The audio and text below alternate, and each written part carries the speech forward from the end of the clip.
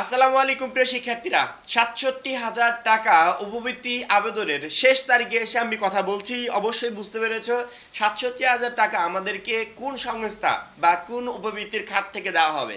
Dutch Bangla bank.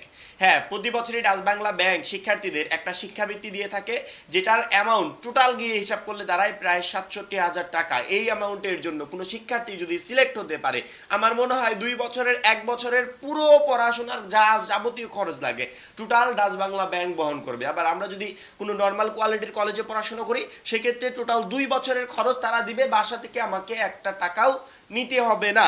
আর হ্যাঁ, যারা এখনো আমাদের টার্গেট এইচএসসি 27 কোর্সে ভর্তি হন, খুবই দ্রুত করো, কারণ কি একটা মাত্র কোর্সই আজকের পর থেকে তোমাদের পরবর্তী এইচএসসি জার্নি একেবারে সহজ করে দিবে। এই কোর্সে তুমি কলেজ ভর্তি বিষয়ক A to Z গাইডলাইন পাবে, যেগুলো তোমাকে পছন্দের কলেজ পেতে সহযোগিতা করবে। কলেজে উপবৃত্তি ভর্তি সহায়তা বিষয়ক A to Z গাইডলাইন পাবে, যেগুলো তোমাকে উপবৃত্তি এবং ভর্তি সহায়তা পেতে সহযোগিতা করবে। এবং মেইন আকর্ষণ হচ্ছে এইচএসসি পর্যায়ের সকল গাইডলাইন প্লাস সাজেশন এই একটা মাত্র কোর্সেই পাবে। এইচএসসি পর্যায়ে প্রতি বছর লক্ষ লক্ষ শিক্ষার্থী ফেল করে, আমরা চাচ্ছি সেই ফেলের হারটা একেবারে নিম্ন পর্যায়ে নেমে আসুক, এবং এই কোর্সটি তোমার কলেজ ভর্তি এবং এইচএসসি পর্যায়টা আজকের পর থেকে একেবারে সহজ করে দিবে ইনশাআল্লাহ। উপরে আমাদের যে নাম্বারটা দেওয়া আছে, এই নাম্বারে 100 টাকা সেন্ড মানি করে এই নাম্বারে হোয়াটসঅ্যাপে আমাকে জানাবে সেন্ড মানি করেছি, সাথে সাথে তোমাকে গ্রুপে যুক্ত করে নিব, এবং তখন থেকেই তোমার প্রস্তুতি শুরু হয়ে যাবে। এই জন্য সবারই আকাঙ্ক্ষা থাকে যে এমন উপবৃত্তির সিলেকশনে যদি আমার নাম থাকে, আমার জন্য তো অনেকটাই বেটার হয়। এবং সেই উপবৃত্তির আবেদন অলরেডি প্রচুর পরিমাণ শিক্ষার্থী করে ফেলেছেন, তারা রেজাল্টের অপেক্ষায় আছে।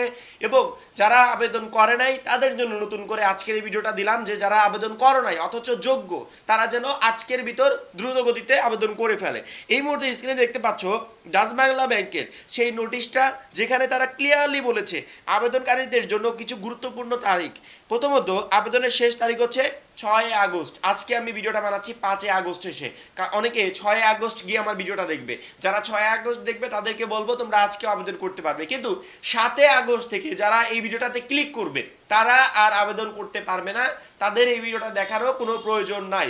5 এবং 6 এই 2 তারিখে যারা দেখবে, যারা আবেদন করে নাই, তারা কম্পিউটার দোকান থেকে ইজি প্রসেসে আবেদনটা করতে পারবে।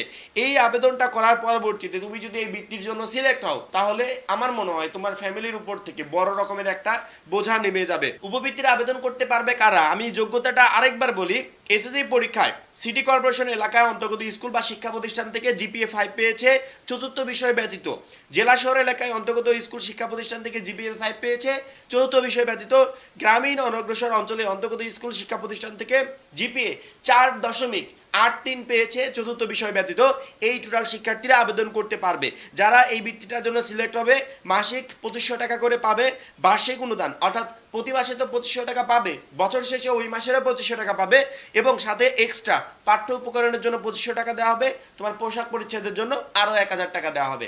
আমার মনে হয় এইটা এনাফ আমার পড়াশোনার ক্ষেত্রে একটু অগ্রগতির জন্য, আমার পড়াশোনার ক্ষেত্রে অনেকটা হেল্প হওয়ার জন্য। প্রত্যেকটা শিক্ষার্থী চেষ্টা করবে যে এই কোয়ালিটির উপবৃত্তির জন্য যেন সিলেকশন হতে পারো, কারণ কি এই উপবৃত্তিগুলো আমাদের পড়াশোনার ক্ষেত্রে প্রচন্ড পরিমাণে হেল্প করে। উপবৃত্তি আবেদনের নিয়ম হচ্ছে 2025 সালে এসএসসি সমান পরীক্ষায় উত্তীর্ণ আগ্রহী ও উপরোক্ত যোগ্যতা সম্পন্ন ছাত্রছাত্রীদেরকে অনলাইনে f.dachbanglabank.com/dbbl স্কলারশিপ এই ঠিকানায় নিম্নোক্ত সংযুক্তি সহ আবেদন করার জন্য অনুরোধ করা যাচ্ছে। আবেদনকারীর পাসপোর্ট সাইজের রঙিন ছবির স্ক্যান কপি লাগবে, আবেদনকারীর পিতা ও মাতার পাসপোর্ট সাইজের রঙিন কপির স্ক্যান ছবি লাগবে, তারপরে এসএসসি সমান পরীক্ষায় নম্বরপত্র ও প্রশংসাপত্রের স্ক্যান ছবি লাগবে। নম্বরপত্র তো তোমার কাছে অলরেডি আছে, এটা তুমি সংগ্রহ করতে পারবে অনলাইন থেকে। এবং যে প্রশংসাপত্র, তুমি যে কোনো সময় তোমার শিক্ষা প্রতিষ্ঠানে গেলে তাদের একটা প্যাড থাকে যেখানে প্রশংসাপত্রটা লেখা থাকে, ওখানে তোমার নাম্বার, পয়েন্ট, জিপি দিয়ে তোমাকে একটা প্রশংসাপত্র তারা রেডি করে দিয়ে দিবে। এবং এই যে প্রাথমিকভাবে যারা আবেদন করলো, এই প্রাথমিক আবেদনের ফলাফল প্রকাশ পাবে 25 আগস্ট, অর্থাৎ 25 আগস্ট একটা শিক্ষার্থী জানতে পারবে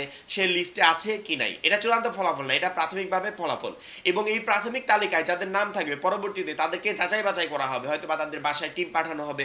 যদি সবকিছু ঠিকঠাক থাকে, যে শিক্ষার্থীরা আসলে বৃত্তি পাওয়ার জন্য যোগ্য, বা এই বৃত্তিটা দিলে তার অনেকটা হেল্প হবে পড়াশোনার ক্ষেত্রে, পরবর্তীতে সেই বৃত্তির জন্য তুমি সিলেক্ট হয়ে যাবে। পরবর্তীতে তোমার bank account number, every details জমা দেওয়ার পর তুমি ওই অ্যাকাউন্টে প্রতি মাসে টাকা পাওয়া শুরু করবে। এই হচ্ছে টোটাল ডাচ বাংলা ব্যাংক বৃত্তির প্রসেসটা। আমরা আবেদনের একবারে শেষ পর্যায়ে আছি, অনেক শিক্ষার্থী জানে না, বা অনেকে জেনেও আবেদন প্রসেসটা কমপ্লিট করতে পারছে না, মনে করছে টাইম আছে। আজকে আমরা যখন ভিডিওটা বানাচ্ছি, এই আজকে এবং কালকে 6 আগস্ট এই 2টা দিনই শেষ তারিখ। 6 আগস্টের পর আর এই উপবৃত্তির আবেদন তুমি করতে পারবে না। আমার মনে হয় যারা আবেদনটা করে নাই কিন্তু যোগ্য, তাদের দ্রুত গতিতে আবেদনটা করে ফেলা উচিত। আশা করি প্রত্যেকটা শিক্ষার্থী বুঝতে পেরেছো। এখন এই পর্যন্তই, পরবর্তী ভিডিওর জন্য চ্যানেলটা সাবস্ক্রাইব করে রাখবে। যেহেতু এখন কলেজে ভর্তি হচ্ছ, আমাদের এইচএসসি পর্যায়টা কিন্তু প্রচুর পরিমাণে ক্রিটিক্যাল। এই এইচএসসি পর্যায়ে সিলেবাস কিন্তু 2 বছরে কমপ্লিট করা খুবই কষ্টকর হয়ে যায়। এই জন্য প্রত্যেকটা শিক্ষার্থী এখনই আমাদের টার্গেট এইচএসসি 27 কোর্সে যুক্ত হও।